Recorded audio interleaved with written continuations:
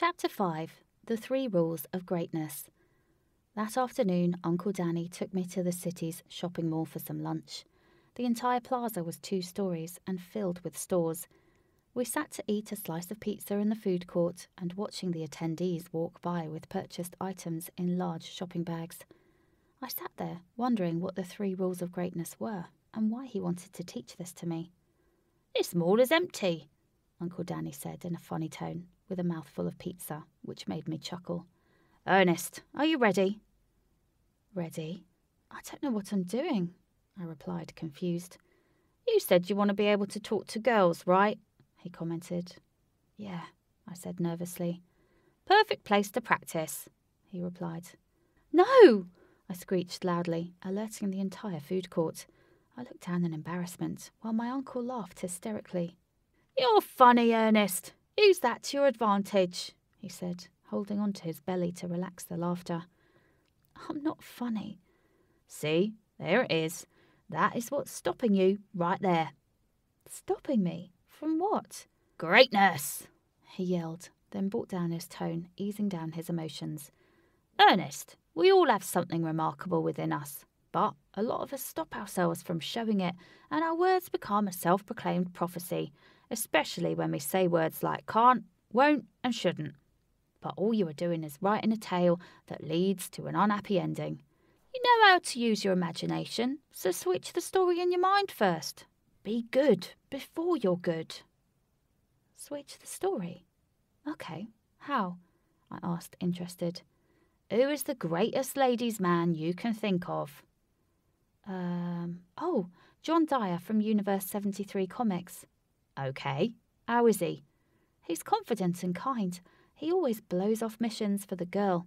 And when he does go away on a mission, he always leaves a white rose as his stamp. He's a bit full of himself, but he always plays the hero at the end of the day. He risks it all to save the people he cares about." "I like him already. What kind of thoughts do you think goes on in his mind when he's with a woman?" Uncle Danny probed. "He doesn't say too much. He compliments them, and is funny. I guess he thinks about the woman," I answered, thinking about it for a moment. "Exactly. Your attention has got to be what you want always. The mind has to be calm, so useful thoughts can come in and out. You must listen, so you can build on the conversation. Get her to talk about herself. Ask her questions about her, where she's from. The more she talks, the less you have to, which will prevent you from saying something stupid," he said, as we both chuckled. "Your thoughts should not be about yourself, so don't worry about what she thinks about you. Rather worry about what you think about her. Stay focused on the conversation, be relaxed and fluid to guide it along. Also, confidence is in the story we tell ourselves. We are not better nor worse than anybody else. We are good just the way we are, but there is always room for improvement. Understand that you're worth someone taking the time to talk to, so show it.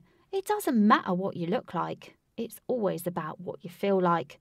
Increase your energy by telling yourself the right stories. You are courageous, you are bold, and you are someone somebody should know. Got it?" "I'm courageous. I am bold. I am somebody everybody should know," I recited. "Good.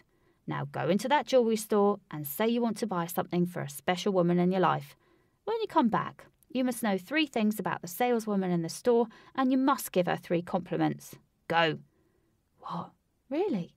"Yes. Come on, repeat the mantra. I'm courageous. I'm bold. I'm someone everybody should know."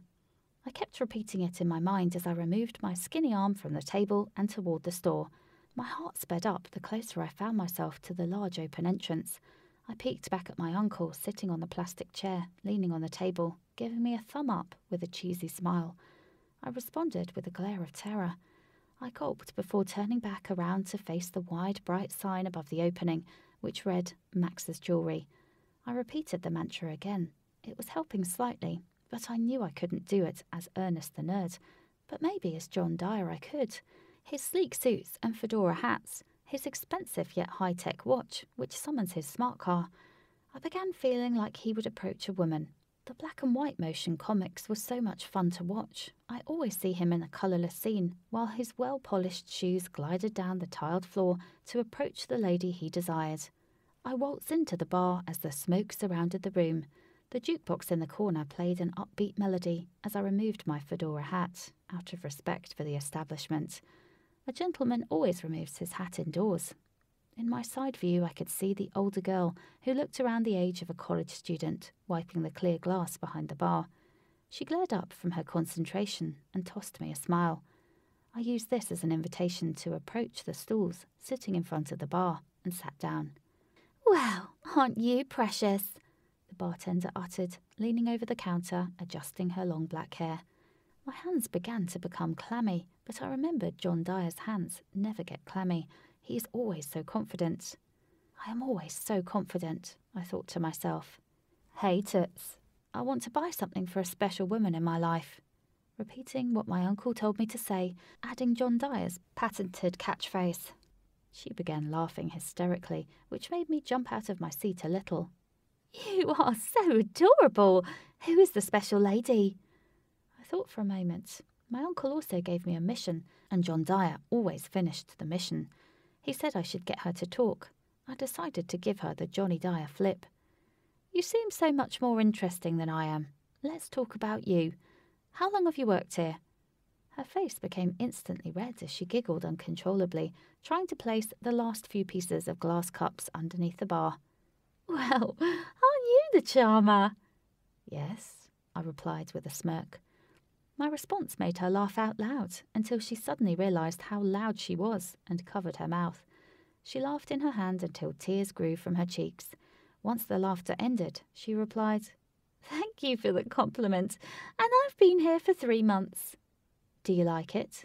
"It is okay," she answered with a bored tone. "If you don't like it, why do you do it?" I asked again. "Well, aren't you curious?" she responded with a question of her own. "No, I'm Dyer, Ernest Dyer," I replied as she looked at me confused. "Well, you have a really pretty place here, and a shiny name tag, Maria." She grinned curiously and answered, "Thank you." Realising I have finished my mission, I quickly said, "Okay, bye," while hopping to my feet and began walking to the door, waving back before placing my fedora back on my head. I hurried out of the bright store with my heart beating out of my chest as my fedora hat turned back into a baseball cap and my nice shoes turned into my sneakers. I walked over to my uncle, watching him look at women walking by, leaning back into his chair. Once he realised I was next to him, he jumped out of his seat a little while straightening his chair. "Hey, buddy, you need to wear a bell or something. Well, how did it go?" he asked, excited and curious. "Scary, but John Dyer always completes the mission," I answered timidly. "Did you get her name?" "Maria." "Without reading her name tag?" I looked down in shame. "No." He laughed. "It's okay. We have to start somewhere, and being brave enough to start is something to be very proud of. Good job," he said, giving me a high five, which made me grin. "What's next?" "Well, Ernest, looking at your score, I would say we still have some work to do. Your fear is what holds you back from being the best version of yourself. Fear haunts you like the boogeyman, and it makes you frightened of your own shadow. People can feel this. That is why they bully you," he explained in a serious tone. "Really?" I asked in astonishment. "Of course. People are just giving you what you are giving to yourself. Does Tyler get bullied? No. It's not because he is on the football team. He is the youngest and smallest there. They can bully him if they wanted, but they don't, because he doesn't think he is a coward. He doesn't believe he deserves to be bullied, and he is confident enough not to let their words make him feel less of himself. He feels good about himself, so people feel good with him also. He isn't scared of them. In return, they leave him alone. In order for them to stop fooling with you, you have to stop being scared of them," he continued. "How?" I asked. "By stop believing that you are not great and start believing you are, and fix that in your mind." "What is great, anyway?" I asked, sighing. "Greatness is to know the journey is hard and take it anyway." I stayed silent. "Do you know what the 3 rules of greatness are?" I shook my head no. Rule number 1, have courage. Rule number 2, believe in yourself. And rule number 3, love the process. I sat there thinking for a moment. First, we will work on your courage, stop fearing the world, and then the world will embrace you. You are not going to school tomorrow either. We are going to train. Train for what? Prepare before it comes, so when it comes, you are prepared. Prepare for what? Greatness.